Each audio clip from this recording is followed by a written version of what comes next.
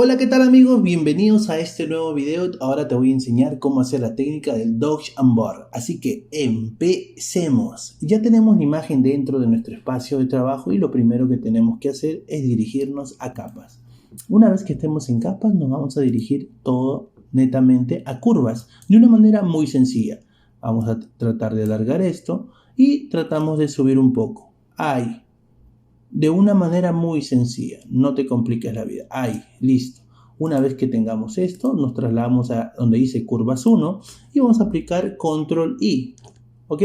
Una vez que apliquemos control I, vamos a ir a aquí, donde dice herramienta pincel. En herramienta pincel tratamos mucho de jugar con la opacidad. No se olviden, la opacidad es importante dentro de esta técnica. Herramienta zoom, me acerco al personaje.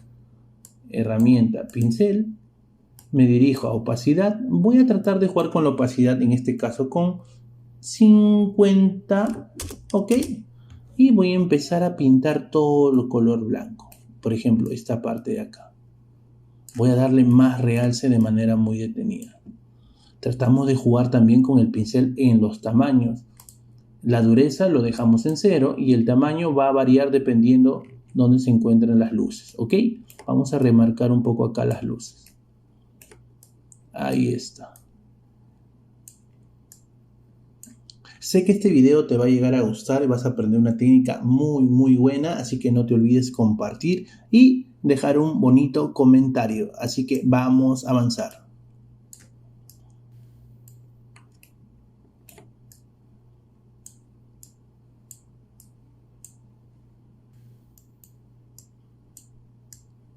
Lo que estamos haciendo ahora es remarcar prácticamente toda la iluminación que le da delante del personaje. Lo tenemos que tener bien marcado.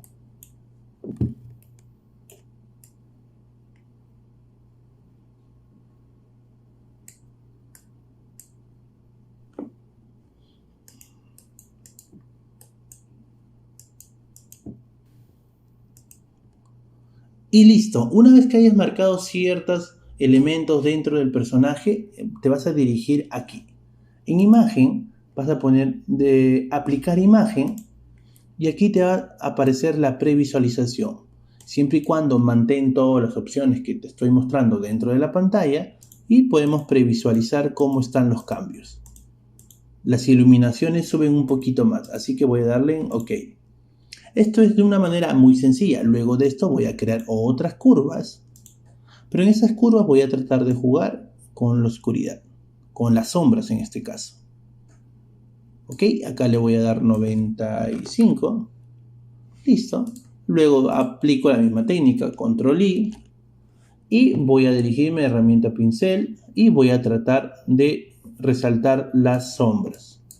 Por ejemplo, en la parte de acá, trato de jugar mucho con la opacidad. Yo le voy a dar en un 60 en esta oportunidad, o 65. Y voy a marcar ciertas sombras. Ok, vean cómo se marca. Tratamos de jugar que no sea tan notorio. Entonces le voy a dar en 40.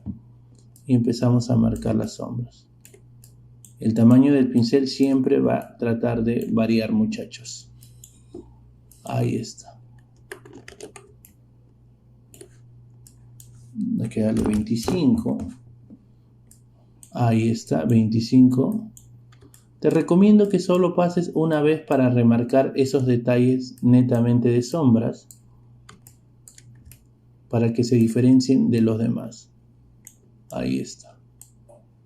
Ok, una vez que tengas eso, vamos a colocar poco a poco cada una de las sombras. Ahí está, muchachos. Voy a seguir marcando por acá. Ok, yo le he dado 2 pasos. Tú le puedes dar 1 de una manera muy sencilla. Acá le voy a dar 1. Ahí está. Acá el ojo. Siento que la mirada es algo muy importante acá, así que lo voy a remarcar.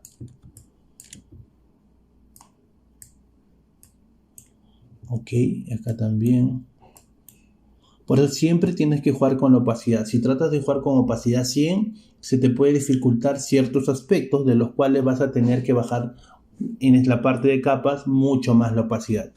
Así que de manera detenida te tomas el tiempo necesario para resaltar esos detalles que sí o sí llaman mucho la atención. Ahí está. Herramienta Zoom y voy a irme a ajustar pantalla. Y sin darme cuenta, ya podría tener un mejor volumen dentro de mi imagen.